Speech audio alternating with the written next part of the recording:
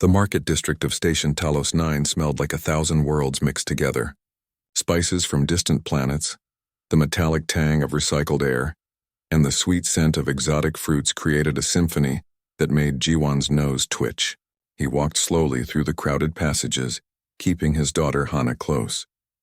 The station was massive, a spinning wheel of metal and glass that served as a meeting point for dozens of species traveling through this corner of space.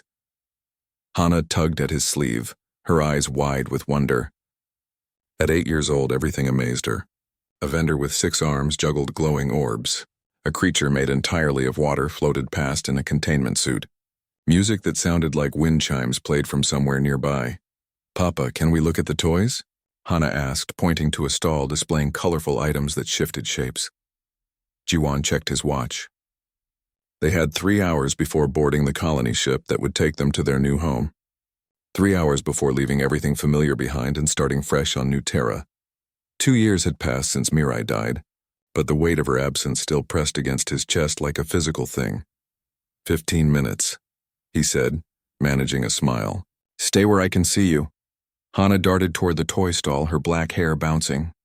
Jiwon leaned against a support pillar and watched her examine each item with serious concentration. She had her mother's curiosity, that hunger to understand how things worked. It made his heart ache and swell at the same time. A commotion near the maintenance access caught his attention. 2 station security officers were arguing with a maintenance worker. Jiwon couldn't hear the words, but the body language was clear. Something was wrong in the tunnels. "Papa," Hana's voice cut through his thoughts. But it wasn't her excited voice. It was her scared voice. Jiwon pushed through the crowd, his engineer's instincts already scanning for danger.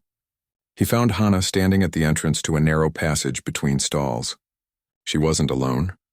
A small figure huddled against the wall, barely visible in the shadows. At first, Jiwon thought it was a child wearing some kind of costume. Then the figure moved into the light, and he realized this was no human child. The creature was small, maybe the size of a 5-year-old. Its skin looked like crystal, translucent and faceted, catching the light in strange ways. The color shifted as Jiwon watched, moving from deep blue to purple to almost black. Large eyes, too large for the small face, stared up at him with an expression that transcended species. Terror, exhaustion, desperate hope. "Papa, they're scared," Hana whispered. "I found them hiding. They won't come out." Jiwon knelt slowly, making himself smaller, less threatening. He had worked with many species during his years as an engineer on various stations. He knew that sudden movements could frighten, that patience mattered more than words. "It's okay," he said softly, though he had no idea if the creature understood. "We won't hurt you." The child's crystalline skin flickered, colors moving faster. A thin arm extended, reaching toward him, then pulling back. The child was starving.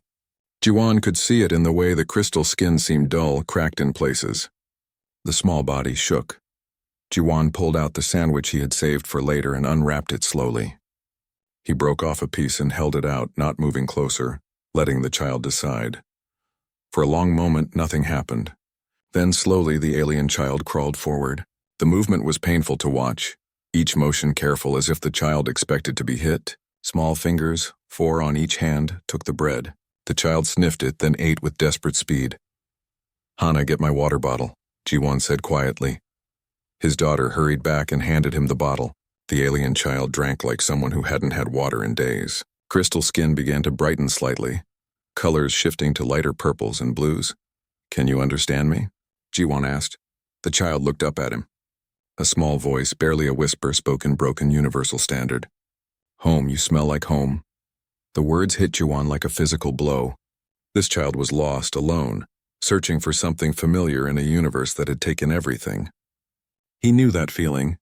He lived with it every day. Before he could respond, the child collapsed forward. Jiwon caught the small body, surprised by how light it was, how the crystalline skin felt warm against his hands. The child's eyes fluttered closed. "We need medical help," Jiwon said, standing carefully with the child in his arms. "I'll get help." Hana ran toward the main corridor. Within minutes, station security arrived with a medical team. A human medic scanned the child with portable equipment while 2 security officers asked questions. Where did he find the child? Had the child said anything? Did he know what species this was? Jiwon answered as best he could. but his attention stayed on the small figure being loaded onto a medical stretcher. The child's eyes opened briefly, found Jiwon in the crowd, and the colors shifted to a pale, frightened green. "Wait," Jiwon said as they started to take the child away. "Where are you taking them?" "Quarantine facility," one of the officers said. A Trellin, tall and covered in gray scales. "Protocol for unknown species, especially unaccompanied minors. They're alone and scared," Jiwon protested. "Can I at least visit?" "Make sure they're okay." The officer's expression didn't change. "No visitors in quarantine. We'll process the child and determine next steps. Thank you for your cooperation." They walked away with the stretcher. The alien child's hand reached up, fingers grasping at air, and that soft voice called out again. "Home, please, home." Jiwon's hands clenched into fists. He felt Hana grab his arm, holding tight. "Papa, we can't leave them alone," she said. "They're so scared." He looked down at his daughter, saw the determination in her face. She had her mother's heart, too. That inability to walk away from someone in pain. "I know," he said. They had 3 hours before their ship departed. 3 hours to figure out what to do. Jiwon pulled out his communication device and started making calls. He had friends on this station, people who owed him favors. Someone had to know what was happening in quarantine. Someone had to be able to help. As they walked toward the administrative offices, Hana held his hand tight. "We'll help them, right, Papa?" Jiwon thought about the words the child had spoken. "You smell like home." He thought about what it meant to be lost in a universe too big to understand. He thought about his late wife and the promise he had made at her funeral. To live fully. To love without fear, yes, he said. "We'll help them." He just had no idea how. The quarantine facility sat in the lower levels of Station Talos 9, where the lighting was dimmer and the air tasted recycled too many times. Jiwon had spent the last 2 hours calling in every favor he had earned during his 15 years as a space station engineer. Finally, his old friend Doyeon had gotten him temporary visitor access. Doyeon Choi worked station security, a human who had transferred to Talos 9 5 years ago. He met Jiwon and Hana at the security checkpoint, his face serious. "You have 20 minutes, Doyeon said quietly. "The administrator doesn't know you're here.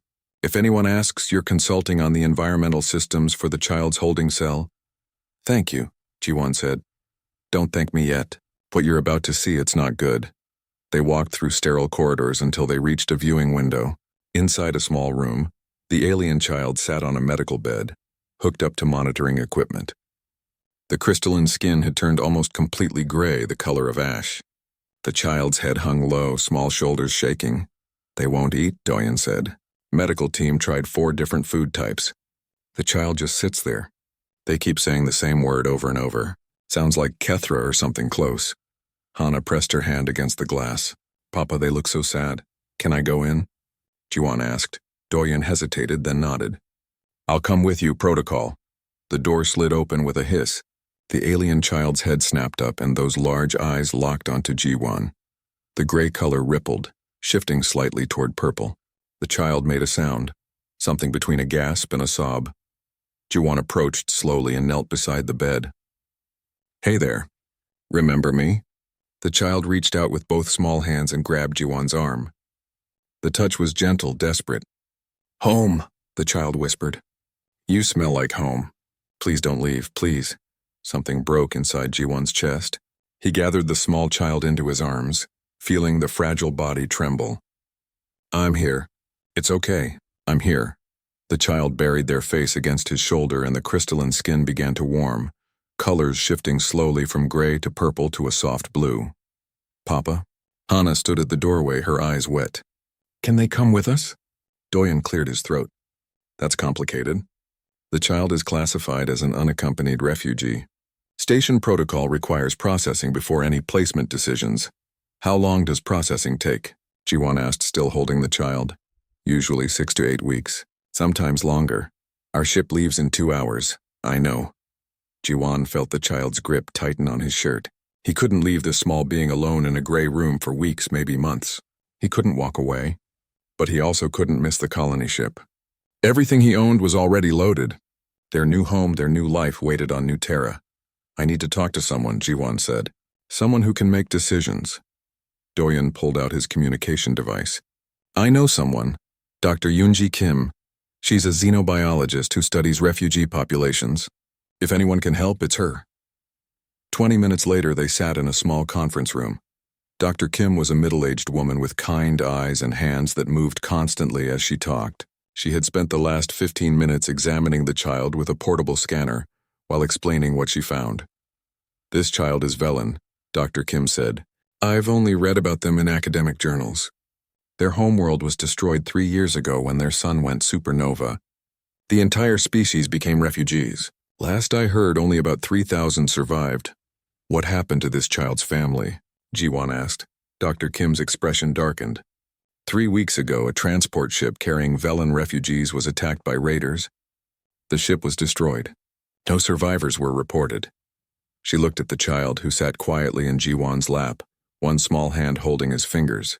"Somehow this little one survived and made it here. How?" Hana asked. "I don't know. Escape pod, maybe. Or they hid somewhere on the station and we didn't know." Dr. Kim leaned forward. "But here's what I do know. Velens have an extraordinary sense of smell. They don't smell chemicals like we do. They smell emotions. Emotional resonance, we call it." Jiwon frowned. "I don't understand." "When this child said you smell like home, they meant it literally. They're sensing the emotional signature you're giving off, and apparently your grief, your loss, your desperate desire to protect someone. All of that creates a scent pattern similar to what the child remembers from their parents." The words settled over Jiwon like a weight. The child wasn't drawn to him randomly. The child recognized in him the same pain, the same love that their lost family had carried. "What happens now?" he asked quietly. Dr. Kim glanced at Doyen, who nodded slightly. She took a breath. "Station Administrator Voss has ordered the child transferred to a refugee processing center on Kepler Station. It's 12 jumps away. The transport leaves tomorrow." "What kind of facility is it?" Jiwon asked. "Overcrowded, underfunded. Children sometimes disappear into the system. I've seen it happen before." Dr. Kim's voice was bitter. "The galaxy is good at forgetting refugees." Jiwon felt the child's hand squeeze his fingers. He looked down and saw those large eyes staring up at him, colors shifting with hope and fear mixed together. "There has to be another option," he said. "There is," Dr. Kim replied. "You could file for emergency guardianship. It's rare, but it's legal under station law. If approved, you could take the child with you. How long does that take? With all the paperwork, medical clearances, and legal reviews? At least 2 weeks. Maybe more, 2 weeks. The colony ship wouldn't wait that long.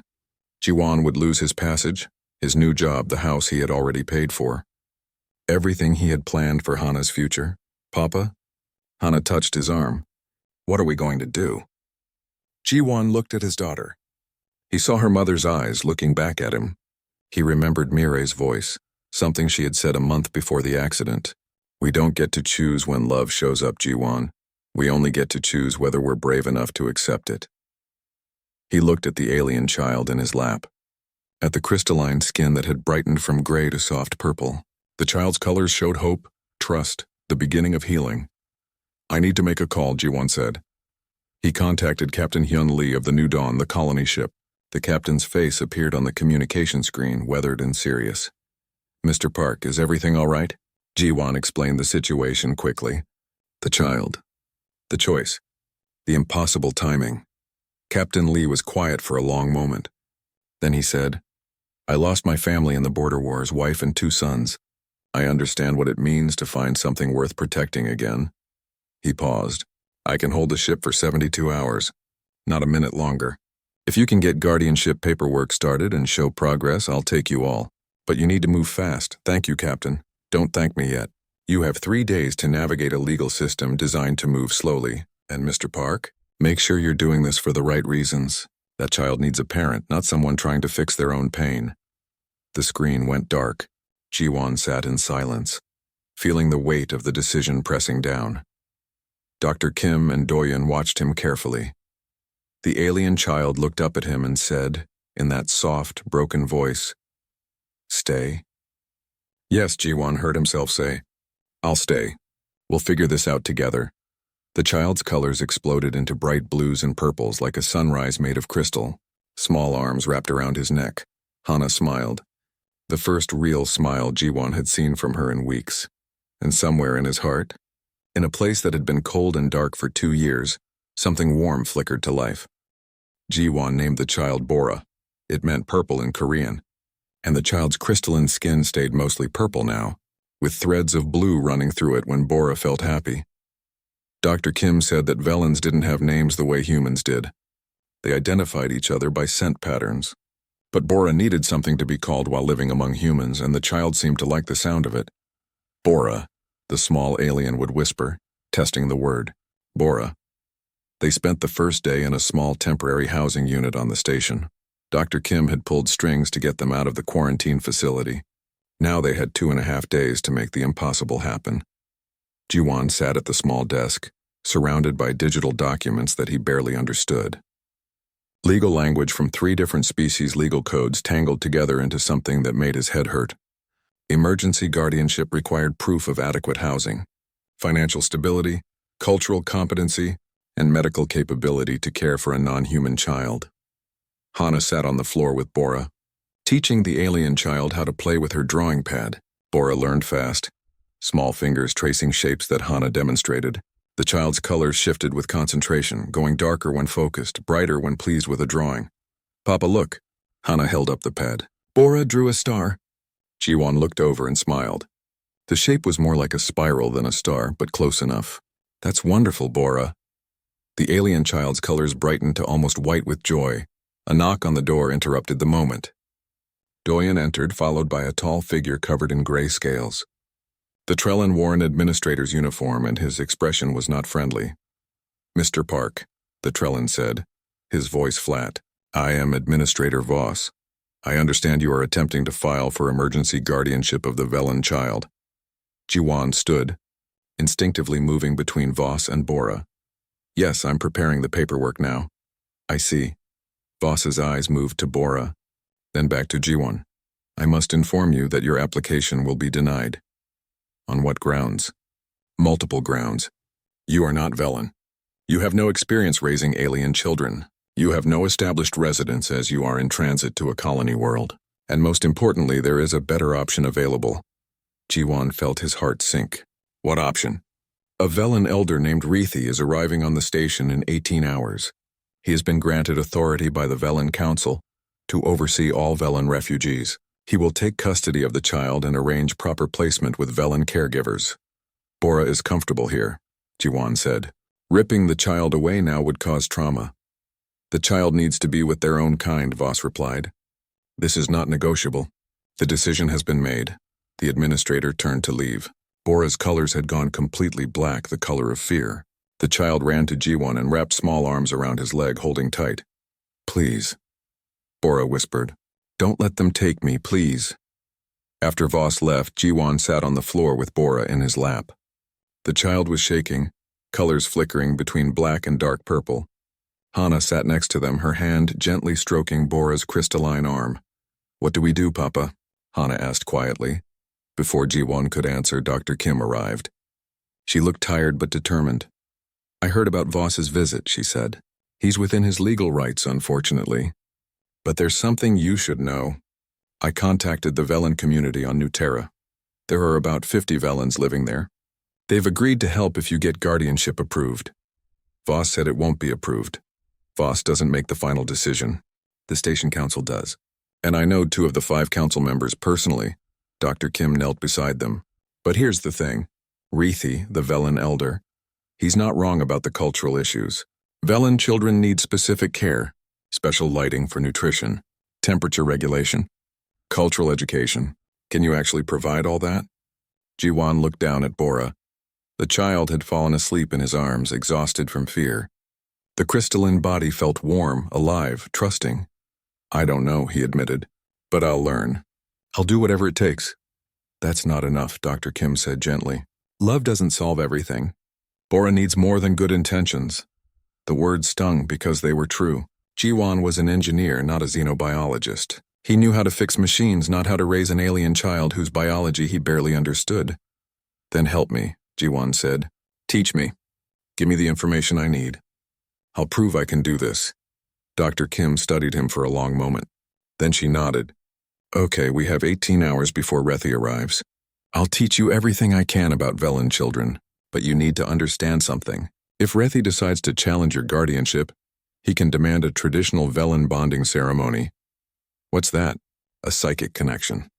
Velans are empathic. They can sense emotions, but they can also share them directly.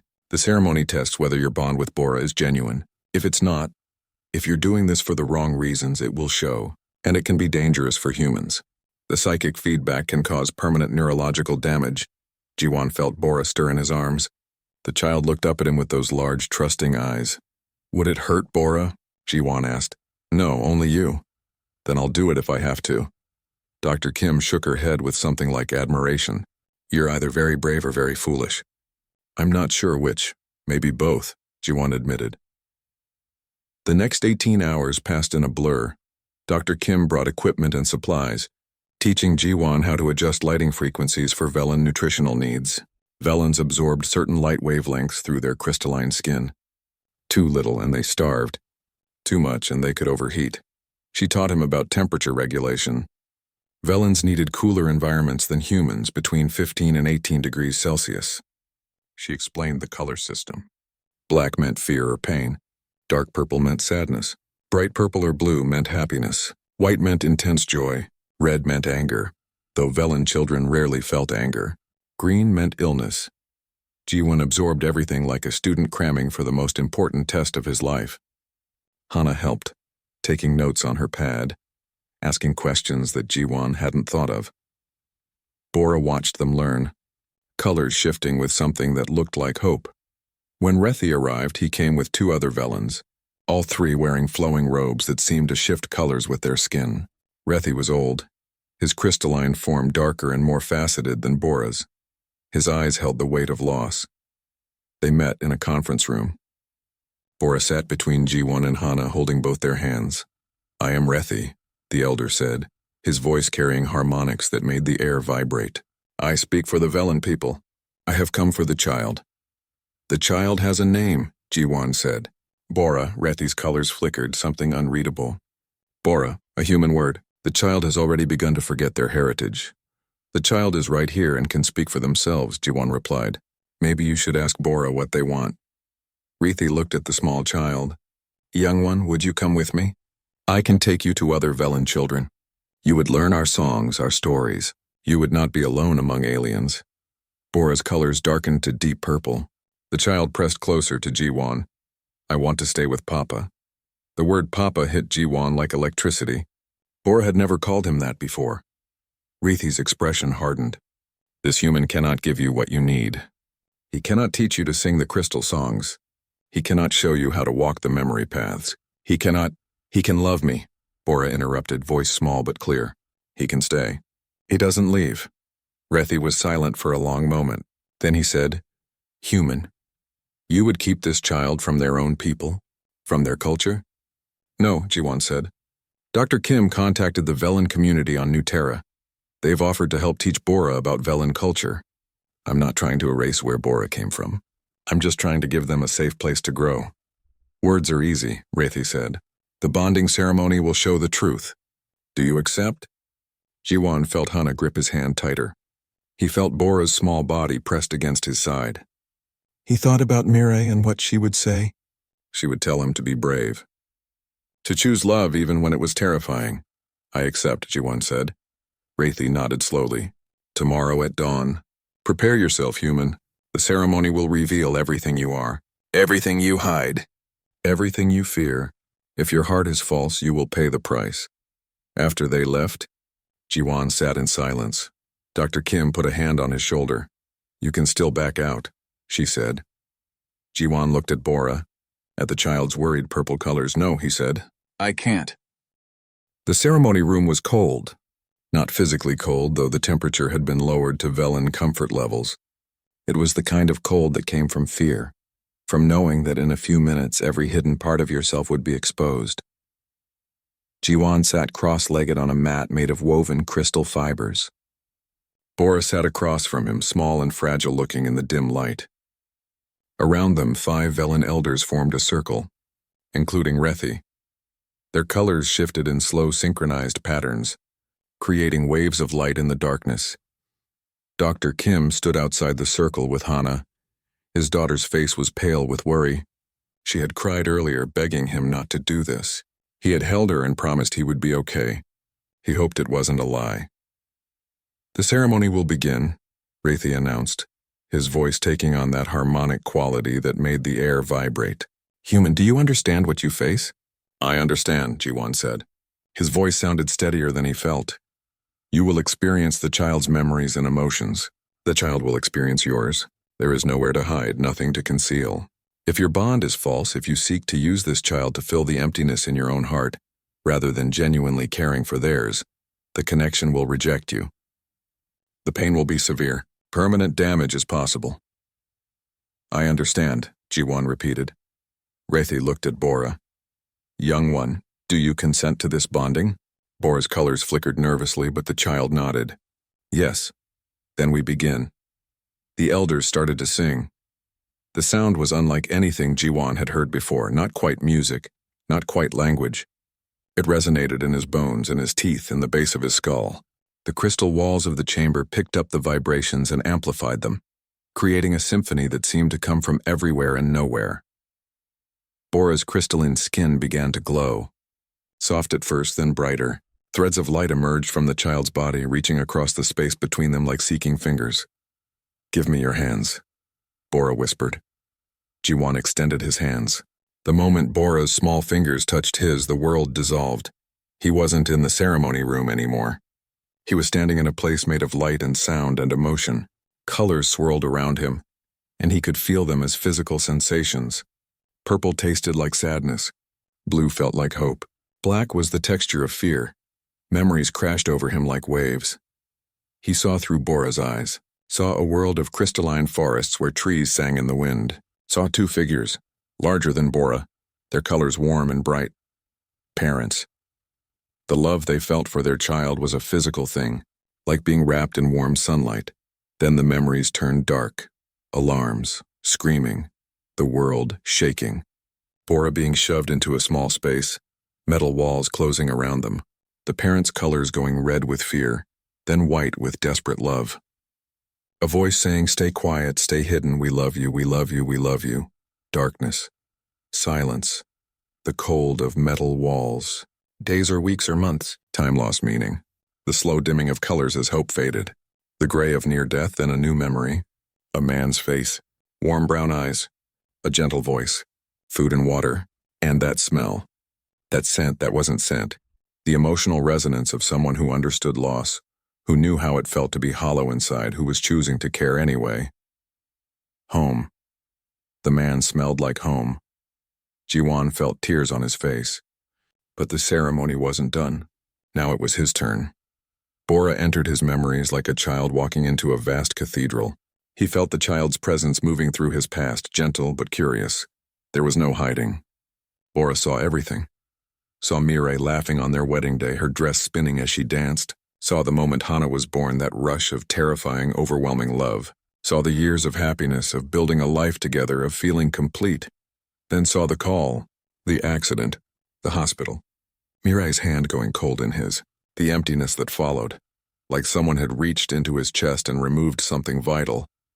Saw him going through the motions of living for Hana's sake. Waking up, going to work, making meals, smiling when expected. Saw the nights he cried in the shower where his daughter couldn't hear. Saw the guilt, the terrible guilt of being the one who survived. And Bora saw the moment in the market. Saw Ji-won looking at the small alien child and seeing a reflection of his own brokenness. Saw the temptation to fix his pain by saving someone else. This was it. This was the moment where the ceremony would reject him. Because part of why he wanted to help Bora was selfish. Part of it was about his own need to feel whole again. But Bora kept looking. The child's presence moved deeper, and Ji-won couldn't stop it. Saw him holding Bora in the quarantine room, feeling the small body tremble. Saw the moment when his protective instinct kicked in, that primal human drive to shelter the vulnerable. Saw him studying Velen biology in the middle of the night, determined to understand. Saw him telling Captain Lee that he would risk everything, knowing he might lose the colony ship, the job, the future he had planned. Saw him accepting the ceremony, knowing the danger, doing it anyway. The memories slowed. Bora's presence felt warm now, like small arms wrapping around him from the inside. And then came the question. Not in words. Words weren't possible here. But the meaning was clear. Why? Why choose me? Why risk so much? Jiwon didn't answer with thoughts. He answered with feeling, with the raw truth that he couldn't hide even if he wanted to. Because when I look at you, I see someone worth protecting. Because you're scared and alone and you deserve better. Because Hana deserves a sibling who will teach her that family isn't just blood. Because I lost someone I loved and I can't save them. But maybe I can save you. Because it's the right thing to do. Because I'm broken, and you're broken, and maybe broken things can help each other heal. Because you smell like home to me, too. The feelings poured out, messy and complicated and honest. Fear and love and grief and hope all tangled together. And Bora accepted all of it. The child's presence wrapped around those feelings, not trying to fix them or judge them, just acknowledging them. Understanding them, the light grew brighter. Jiwon felt something changing in his chest, like threads being woven together. Not replacing what was lost, not fixing what was broken, just creating something new alongside the scars. The ceremony room came back into focus slowly. Jiwon gasped, his whole body shaking. Sweat poured down his face despite the cold. His head pounded like someone was hitting it with a hammer, but he was whole. Damaged, but whole. Bora sat across from him, colors brighter than Jiwon had ever seen them. Threads of gold ran through the purple now, gleaming in the light. The child's eyes were wide and wet. Papa, Bora whispered. I see you. All of you. And you see me? I see you, Jiwon agreed, his voice rough.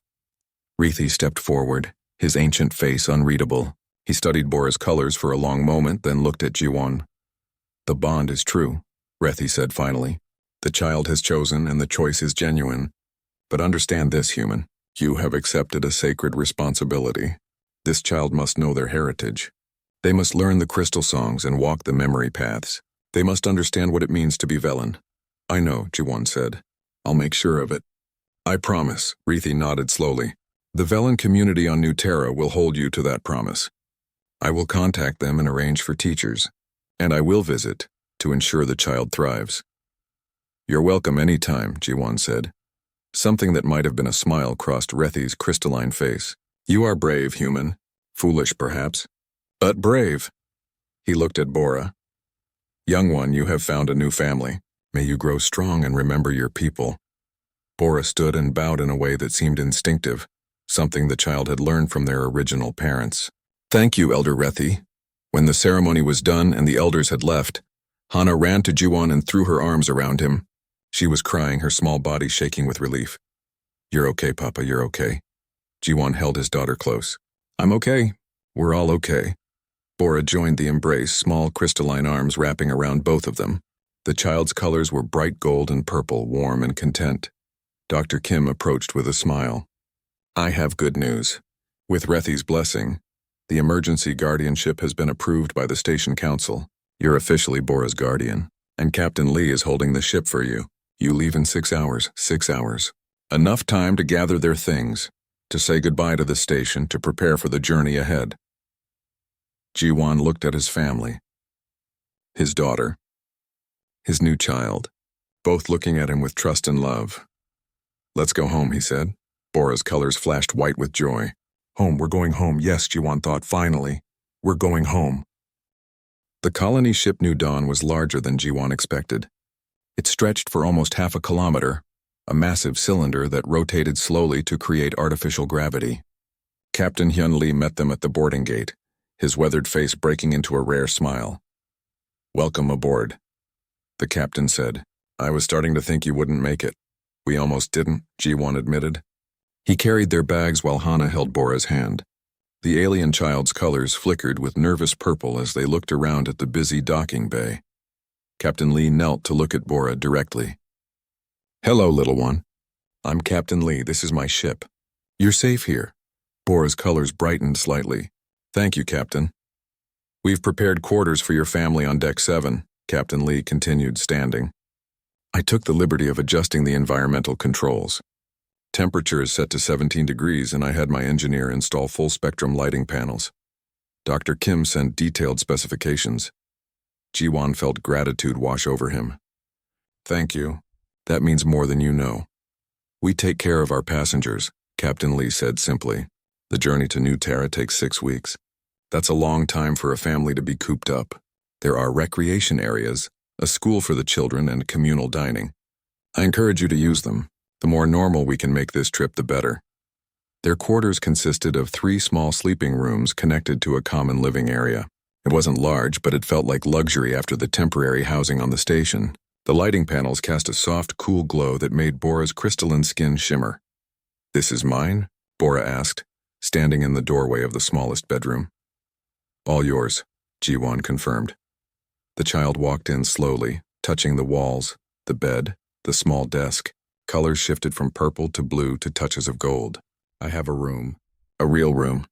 Hana appeared with an armful of her stuffed animals. "Here, Bora, you can have some of these. So you're not lonely at night?" Bora accepted a small stuffed bear, holding it carefully like it might break. "Thank you, sister." The word made Hana beam. That night, Ji-won lay in his bed, listening to the hum of the ship's engines. It was strange to think that they were moving through space now, leaving Station Talos 9 behind, leaving the past behind. A soft sound made him sit up. Bora stood in the doorway, colors dim and uncertain. "Can't sleep?" Ji-won asked gently. Bora shook their head. "Too quiet. On the station, there were always sounds. Here, it's different. Come here." Bora climbed into bed next to him, curling up small. Ji-won pulled the blanket over them both. "Want me to tell you a story?" he asked. "What's a story?" Ji-won realized that Bora probably didn't have stories the way humans did. He would need to learn more about Velen culture, about how they pass down knowledge and entertainment. "A story is when you use words to make pictures in your mind," Ji-won explained. "I'll show you. Once upon a time, there was a little bear who got lost in the forest. He made up a simple story, nothing fancy, just about a lost animal finding their way home with the help of new friends." Bora's colors slowly brightened as he talked, shifting to comfortable purples and blues. By the time he finished, the child was asleep, breathing slow and steady. Ji-won looked down at the small crystalline face and felt that now familiar ache in his chest. Love mixed with fear. What if he couldn't do this? What if he failed? But Bora trusted him. Hana trusted him. He couldn't let fear win. The next morning, Ji-won took both children to the ship's school. A dozen other children were already there, various ages and 3 different species. The teacher was a kind older woman named Mrs. Chen who welcomed them warmly. "This is Hana and Bora," Ji-won introduced them. "Bora is Velen and still learning Universal Standard." Mrs. Chen knelt down. "Welcome, both of you. We're so happy to have you here. Bora, if you need help at any time, just raise your hand, okay?" Bora's colors went nervous purple, but the child nodded. Ji-won watched through the classroom window as the lesson began. Hana sat close to Bora, whispering translations and explanations. The other children stared at Bora with open curiosity. One boy, maybe 6 years old, pointed at Bora's crystalline skin. "Why are you see-through?" the boy asked. Bora's colors darkened. Ji-won tensed, ready to intervene. But then Hana spoke up. "Bora is Velen. Their skin is made of crystal. It's really pretty, and it changes colors based on feelings, see? Right now, Bora is nervous, so the colors are dark purple." "That's cool," a girl said. "Can you control it?" Bora shook their head shyly. "I wish I could change colors," another child said. "Then everyone would know when I'm happy." Just like that, the tension broke. Children had a way of accepting differences that adults often struggled with. By the end of the morning, Bora had 3 new friends and was showing off how their skin caught the light. The days fell into a rhythm. Mornings in school, afternoons in the recreation areas. Ji-won spent his time studying Velen culture from the materials Dr. Kim had given him. He learned about the crystal songs, harmonic patterns that Velens used to share memories and emotions. He learned about memory paths, a meditative practice where Velens would trace their ancestry back through generations. He tried to teach Bora what he learned, but it was difficult. He wasn't Velen. He couldn't demonstrate the songs properly, couldn't guide the memory walks the way a Velen elder could. One evening, Bora sat quietly while Ji-won attempted to explain the concept of ancestor memory. "Your people believe that memories can be passed down," Ji-won said. "That when you meditate you can see through your parents' eyes and their parents' eyes all the way back. But my parents are gone," Bora said softly. "I can't see through their eyes anymore." Ji-won felt his heart break a little. "I know, sweetheart. But their memories live in you. The things they taught you, the love they gave you, that doesn't disappear. Do you remember your wife?" Bora asked. "Hana's mother?" Every day, Jiwon admitted. Sometimes it hurts to remember, but I'm glad I can. The memories mean she's still part of our lives. Bora's colors shifted thoughtfully. Will you tell me about her? So Jiwon did. He talked about Mirai, about her laugh and her stubbornness and the way she could fix anything mechanical. He talked about how she loved spicy food and terrible puns and staying up late to watch the stars. Hana joined them, adding her own memories. Mama used to sing off-key, Hana said, giggling. It was awful, but she didn't care. Bora listened with fascination. Your people keep memories alive with words, the child observed. Villains use scent and song, but it's the same thing, not forgetting the people we loved. Exactly, Jiwon said. The weeks passed. Bora grew stronger, colors becoming brighter and more varied. The child learned more universal standard, made friends, and slowly began to act like a normal kid rather than a traumatized refugee. But there were hard moments too.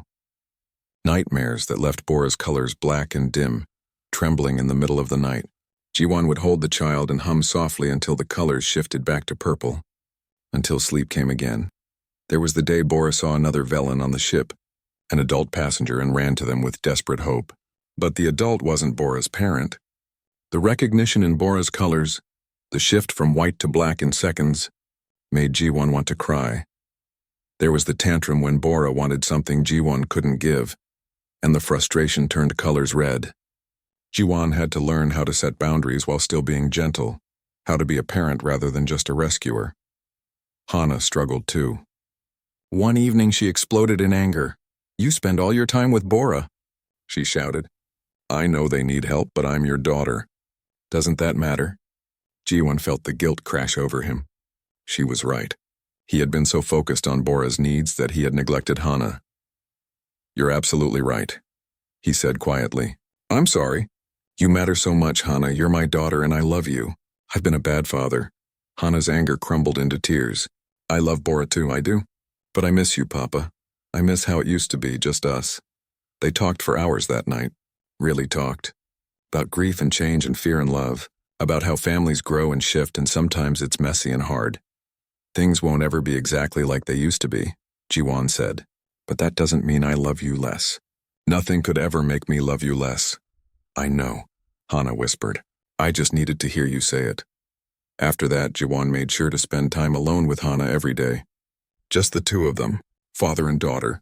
And he made sure Bora understood that Hana needed that time, that it wasn't rejection but balance. Slowly, carefully, they were becoming a family, not replacing what was lost. Not pretending the past didn't happen. Just creating something new from the pieces of their broken lives. One night, about 5 weeks into the journey, Jiwon found both children asleep in Bora's room. They had pushed their mattresses together and lay tangled up like puppies, Hana's arm thrown over Bora's crystalline shoulders.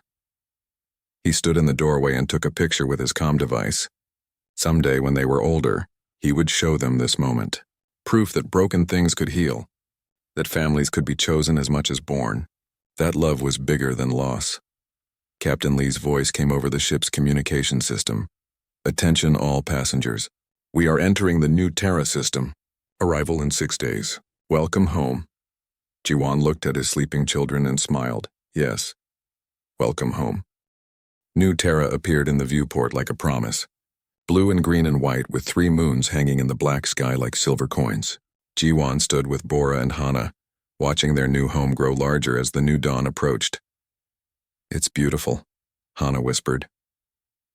Bora's colors shifted through every shade of blue and purple, settling on something that looked like wonder mixed with nervousness. That's where we'll live? On that whole world? A small part of it, Jiwon said, putting his hand on the child's crystalline shoulder.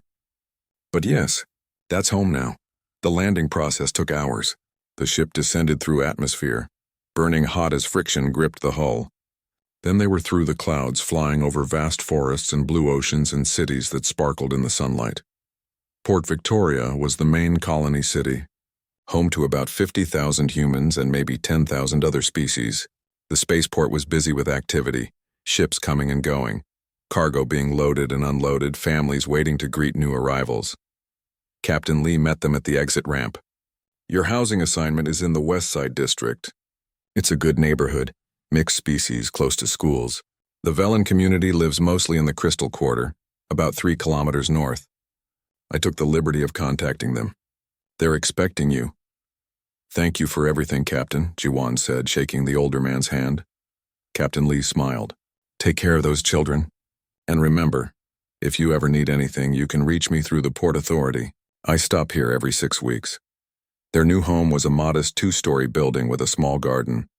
The previous tenants had left some furniture, and the colony administration had added more based on Jiwan's family size. It wasn't fancy, but it was theirs. Bora explored every room, touching walls, opening closets, looking out windows. The child's colors were bright gold, the happiest Jiwan had ever seen them. I have a room with a window, Bora called out. I can see trees. Hana ran upstairs to claim her own room. Jiwan stood in the living area and felt something loosen in his chest. They had made it. Against all odds, through all the challenges, they had made it. That evening, there was a knock on the door. Jiwan opened it to find a group of 5 Velens standing on his doorstep. The leader was a middle-aged Velen woman with deep purple coloring and threads of silver running through her crystalline skin. I am Sina, she said, her voice carrying those harmonic undertones that all Velens had. We are from the Crystal Quarter. We heard about young Bora and wanted to welcome you. Please come in, Jiwan said, stepping aside.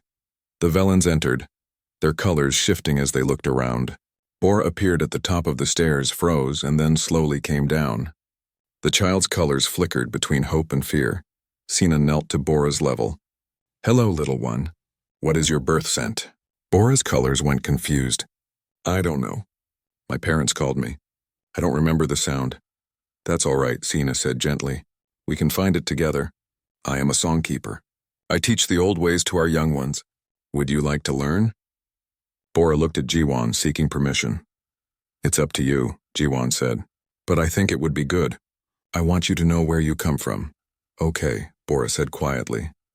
Sina smiled, her colors warming. Good, we also brought gifts. For all of you. The Velens had brought food, crystalline sculptures, and information chips about Velen culture. One elder gave Bora a small singing stone, a piece of crystal that hummed when touched. Your parents would have given you this on your 3rd cycle, the elder said. Consider it a late gift. Bora held the stone carefully, and when the child's fingers touched it, the stone sang, a soft, pure note that made everyone in the room go quiet. Bora's colors flashed white with joy. After the Velens left, Sina stayed behind. She sat with Jiwan while the children played with the singing stone upstairs. You did something brave, Sina said, taking in a Velen child. Rethi sent word about the bonding ceremony. Such things are rare between species. I just did what felt right, Jiwan said. Doing what feels right is often the hardest thing, Sina replied. I want you to know that the community supports you. Bora can come to the Crystal Quarter anytime. We have lessons 3 times a week. History, songs, meditation. And there are other Velen children. Bora needs friends who understand what it means to be Velen. Thank you, Jiwan said. I was worried I wouldn't be enough. You are enough, Sina said firmly. Love is enough. The rest we can teach, but love? That comes from the heart, and you have given that child something precious. A home, a family, hope for the future. The first few weeks on New Terra were a whirlwind of activity. Jiwan started his new job at the Port Authority, working as a senior engineer on the city's defense grid. Hana enrolled in the local school and made friends quickly. Bora attended human school in the mornings and Velen cultural lessons in the afternoons. Life was busy but good. Normal in ways that felt miraculous after everything they had been through. Then the news came. Jiwan was at work when the alarm sounded. His supervisor, a gruff woman named Park Salmon, appeared at his workstation with a grim expression. We have a situation, she said. Long-range sensors picked up 3 unidentified ships entering the system. They're not responding to hails. Captain Lee identified them from their energy signatures. They're raiders. The same ones that hit the Velen transport 3 months ago. Jiwan felt his blood go cold. What do they want? Unknown. But they're heading toward the outer mining colonies.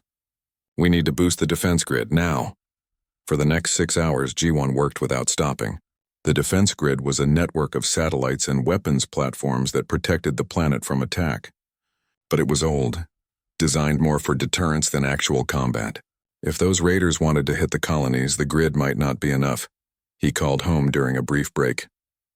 Hana answered the communicator, her face appearing on the screen. Papa, when are you coming home? I don't know, sweetheart. There's an emergency at work. I need you to be brave and take care of Bora, okay? Make sure they eat dinner. What's wrong? Hana asked, fear creeping into her voice.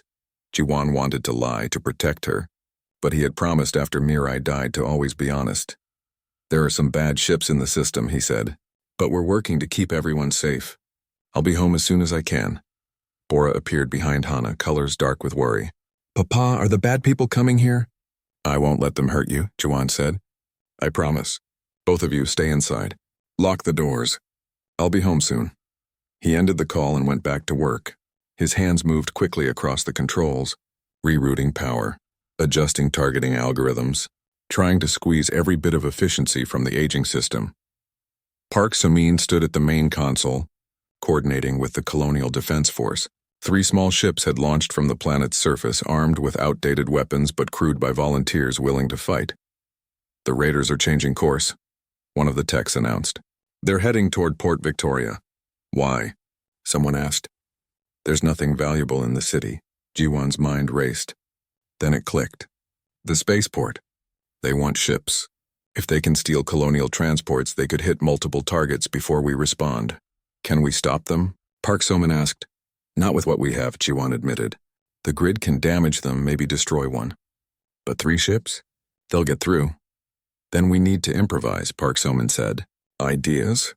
Jiwon stared at the screens, at the slowly moving dots representing the raiders. His engineer's mind turned the problem over, looking for solutions. The mining stations, he said suddenly. They use focused particle beams to cut through asteroids. If we could redirect those beams, use them as weapons. The stations aren't armed platforms, a tech objected. They don't have targeting systems. No, but I can program one, Jiwon said. If we link the mining station computers to our grid, I can create a targeting solution. It's not elegant, but it might work.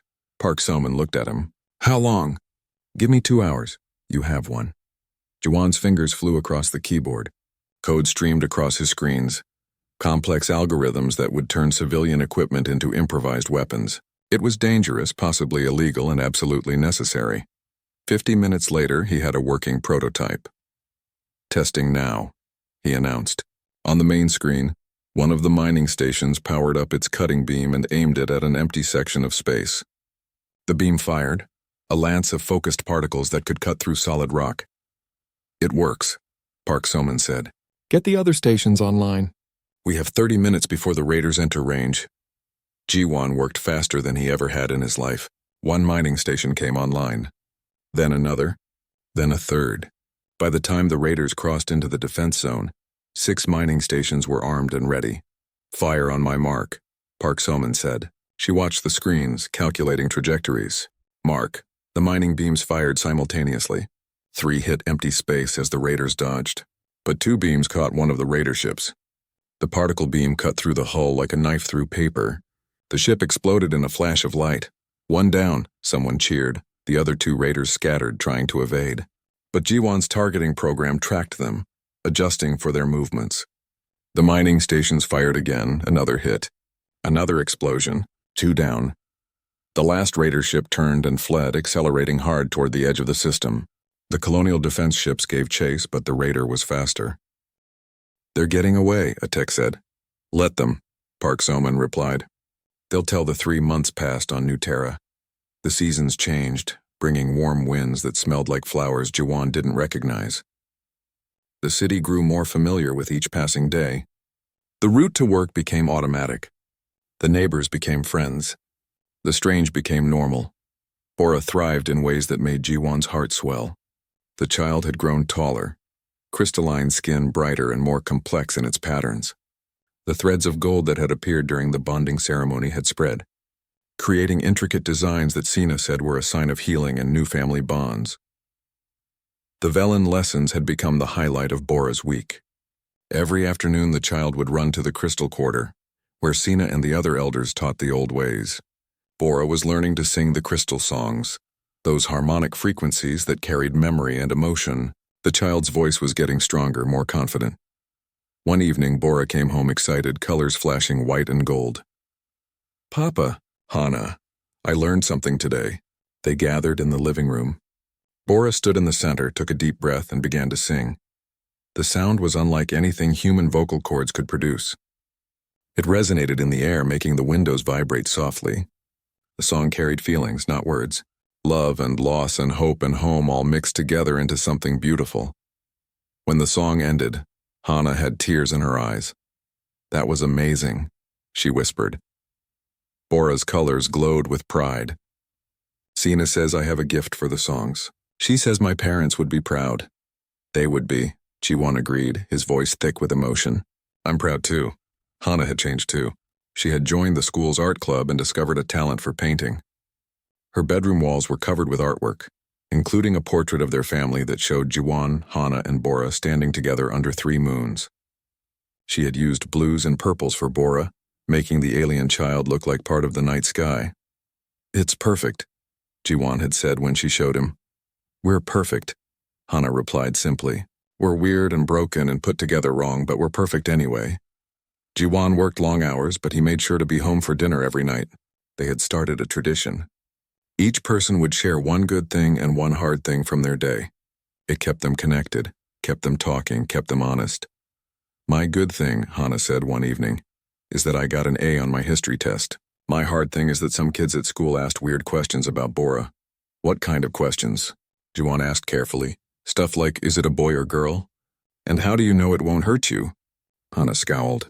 "I told them that Bora is Bora, and gender doesn't work the same for Velans, and that anyone who calls my sibling it can fight me." Bora's colors shifted nervously. "I'm sorry I make things hard for you." "You don't," Hana said firmly. "People being ignorant makes things hard. You're just being yourself." Jiwon felt that familiar swell of pride. His daughter had grown so much.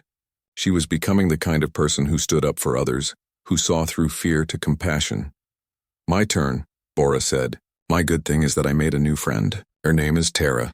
She's Velan and her family came from the same colony ship as my parents. My hard thing is..." The child's colors dimmed. "Sometimes I still have nightmares. About the attack. About being alone in the dark." Jiwon reached over and took Bora's small hand. "That's normal, sweetheart. Trauma doesn't just disappear, but it gets easier with time. And you're not alone anymore." "I know," Bora said softly. "When I wake up scared, I remember I'm home. Then it's okay." "My good thing," Jiwon said, "is this moment right here.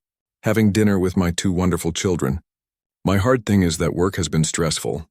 The Colonial Council wants to upgrade the entire defense grid and I'm leading the project. It's a big responsibility." "You'll do great, Papa," Hana said confidently. "Yeah," Bora agreed. "You're really good at fixing things." If only I could fix everything, Jiwon thought. But he smiled and they continued eating. That weekend, the Velan community held a harvest festival in the Crystal Quarter. It was a traditional celebration, adapted for New Terra's seasonal cycles. The streets were decorated with crystalline sculptures that sang in the wind. Vendors sold Velan food and human food, creating fusion dishes that neither species had imagined before. Jiwon walked through the festival with his children, watching them dart from stall to stall. Bora was greeted by name by dozens of Velans, all of whom had heard the story of the human who bonded with a Velan child. Some looked skeptical. Others looked approving. All were curious.